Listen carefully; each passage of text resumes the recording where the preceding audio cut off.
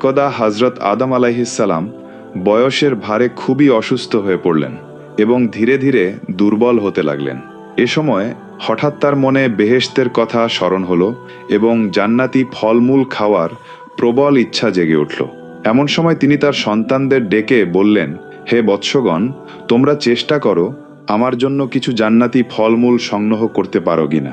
পিতার আকাঙ্ক্ষা দেখে সন্তানেরা চারদিকে ছুটে গেল জান্নাতি ফলমূল সংগ্রহে। কিন্তু শুধুমাত্র শীষ আলাইসাল্লাম হজরত আদম আলাইসাল্লামের পাশে থেকে সেবা করতে লাগলেন। অনেক দিন পার হয়ে গেল, কিন্তু হজরত আদম আলাইসাল্লামের কোনো সন্তানই জান্নাতি ফলমূল নিয়ে ফিরে এলো না। তখন হজরত আদম আলাইসাল্লাম হজরত শীষ আলাইসাল্লামকে বললেন, হে শীষ, মনে হচ্ছে তোমার ভাইয়েরা ফল সংগ্রহে ব্যর্থ হয়েছে, আর তারা এমনও নয় যে দোয়া করে আল্লাহর কাছ থেকে আমার জন্য জান্নাতি ফলমূল এনে দিতে পারবে। অতএব এবার তুমি গিয়ে চেষ্টা করো এবং পাহাড়ে উঠে আল্লাহর দরবারে দোয়া করো যেন তিনি আমাকে জান্নাতি ফল দান করেন। সম্ভবত তুমি এই কাজে সফল হবে। পিতার কথা শুনে হজরত শীষ আলাইসাল্লাম বললেন, হে আল্লাহর নবী, আপনি তো আল্লাহ তালার নিকটে খুবই প্রিয় পাত্র এবং মানবকুলের সর্বপ্রথম ব্যক্তি। আল্লাহ তালার দরবারে আপনার বিশেষ মর্যাদা রয়েছে। সুতরাং আমার মনে হয় আপনি নিজেই আল্লাহ দরবারে ফরিয়াদ করলে আল্লাহ পাক আপনাকে জান্নাতি ফলমূল দিয়ে দিবেন। পুত্রের কথার জবাবে হজরত আদম আলাইসাল্লাম বললেন, হে শীষ, তুমি অবশ্যই শুনেছ আমি বেহেশতে থাকাকালে আল্লাহর আদেশ না মেনে গন্দম খেয়ে অপরাধ করেছি। সুতরাং সেই ব্যাপারে আমি আল্লাহর কাছে খুবই লজ্জিত। আমি কেমন করে মহান আল্লাহর নিকট কোনো কিছু চাইতে পারি? পক্ষান্তরে তুমি আল্লাহর দরবারে এখন পর্যন্ত সম্পূর্ণ নিষ্পাপ রয়েছ। এখন পর্যন্ত তুমি কোনো গুনাহই করনি। অতএব তোমার দোয়া মহান আল্লাহ তাআলা নিঃসন্দেহে কবুল করবেন। সুতরাং তুমিই আল্লাহর দরবারে দোয়া করো। অতঃপর হযরত শীষ আলাইহিসসালাম আদম আলাইহিসসালামের আদেশ অনুযায়ী নির্দিষ্ট পাহাড়ে গিয়ে জান্নাতি ফলমূলের জন্য দোয়া করলেন।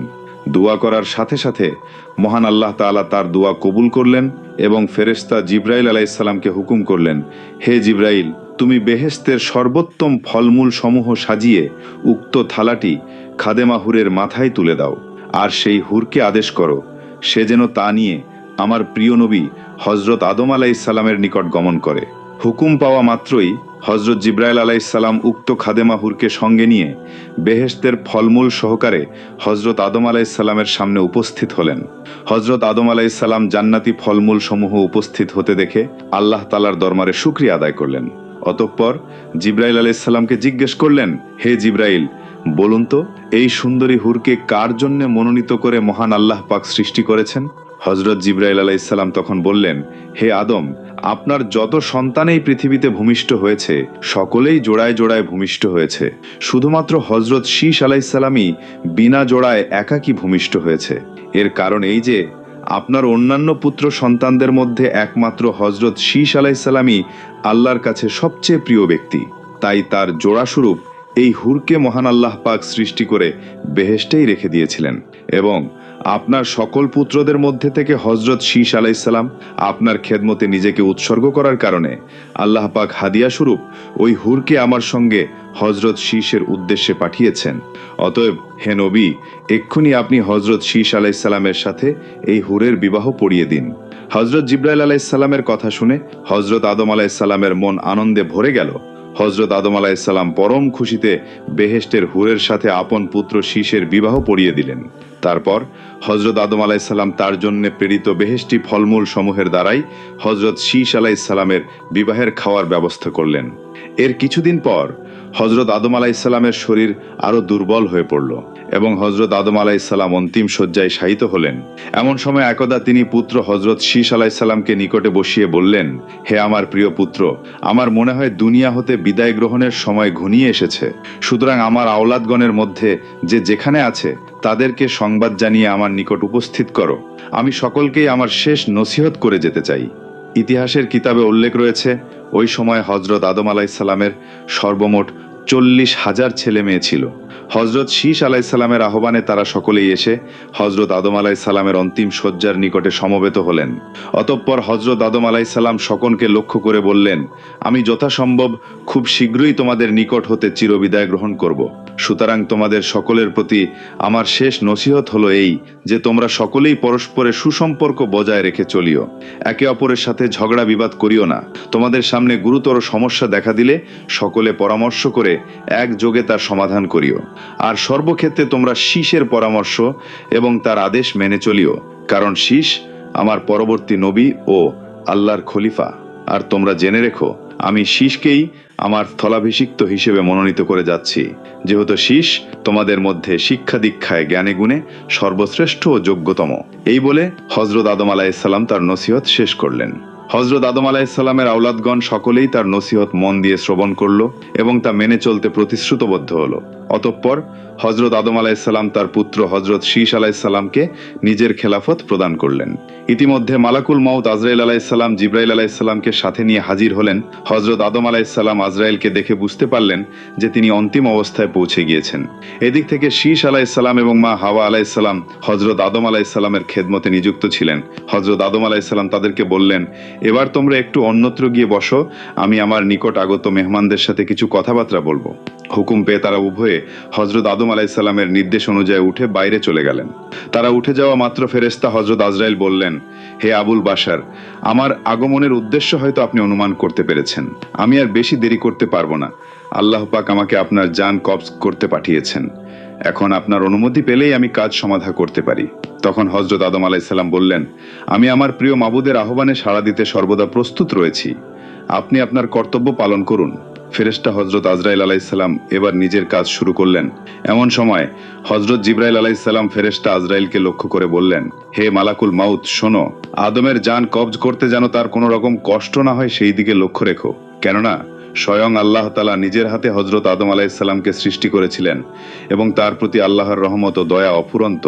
তখন জিব্রাইলের কথা মতোই মালাকুল মউত আজরাইল আলাইসাল্লাম হজরত আদম আলাইসাল্লামের রূহ মোবারক বের করে নিলেন। রূহ মোবারক বের করার সাথে সাথে হজরত আদম আলাইসাল্লাম অতি শান্তভাবে মৃত্যুর কোলে ঢলে পড়লেন এবং আল্লাহর পবিত্র মিলনে গমন করলেন। ইন্না লিল্লাহি ওয়া ইন্না ইলাইহি রাজিউন। হজরত আদম আলাইসাল্লামের ওফাতের দিনটি ছিল পবিত্র শুক্রবার। এই নশ্বর দুনিয়া হতে হজরত আদম আলাইসাল্লাম বিদায় নেওয়ার সাথে সাথে তার পুত্রকন্যা পৌত্র দহিচ্য মিলে প্রায় 40,000 আওলাদ সকলেই শোকাহত হয়ে একেবারে যেন স্তব্ধ হয়ে পড়ল। কেননা এর আগে একমাত্র হাবিলের মৃত্যু ব্যতীত এরা আর কারো মৃত্যু প্রত্যক্ষ করেনি। আর হাবিলের মৃত্যু তো সকলে স্বচক্ষে প্রত্যক্ষ করেনি, কেননা হাবিলের মৃত্যু ঘটেছিল কাবিলের হাতে সকলের অগোচরে, চোখের আড়ালে। আর আজ হজরত আদম আলাইসাল্লামের মৃত্যু তার 40,000 আওলাদের চোখের সামনে সংঘটিত হলো। এতগুলো শোকাহত মানুষের ক্রন্দনে দুনিয়ার আকাশ বাতাস ভারাক্রান্ত হয়ে গেল। হজরত হাওয়া আলাইসাল্লামের করুণ কান্নায় ফেরেশতাদের অন্তরও যেন বিষাদে পরিপূর্ণ হয়ে গেল। হজরত হাওয়া আলাইসাল্লাম তার মাথায় করাঘাত করে কান্না জড়িত কণ্ঠে বারবার বলতে লাগলেন, হায় হায় প্রিয় স্বামী, আমি বেহেশতে আপনার সঙ্গী ছিলাম। এরপর আপনারই সাথে দুনিয়া এসে আমি এতকাল আপনার সুখ দুঃখের সঙ্গী ছিলাম। আপনি কোনোদিনই তো আমাকে আপনার সঙ্গ থেকে বঞ্চিত করেননি। তবে কেন আজ এভাবে আমাকে একা ফেলে চলে গেলেন? আমি এখন কার নিকট নিজের দুঃখ ও বেদনার কথা বলবো? কে আমাকে সান্ত্বনা প্রদান করবে? হে প্রাণপ্রিয় স্বামী, আল্লাহ আমাকে আপনার সাথে একসাথে পৃথিবীতে পাঠিয়েছিলেন, কিন্তু আপনাকে নিজের নিকট তুলে নেবার সময় কেন আমাকেও আপনার সাথে তুলে নিলেন না? এখন আমি কার মুখের দিকে তাকিয়ে পৃথিবীতে দিন যাপন করব? এভাবেই তিনি কাঁদতে কাঁদতে বেহুশ হয়ে পড়লেন। এদিক থেকে হজরত আদম আলাইসাল্লামের আওলাদগণ তাদের মুরব্বী হারিয়ে নিজেরাই ভারাক্রান্ত হয়ে পড়েছিলেন। আর হজরত হাওয়া আলাইসাল্লামের এই ধরনের ব্যাকুলতা দেখে তাদের অবস্থা আরো বেশি করুণ হয়ে পড়েছিল।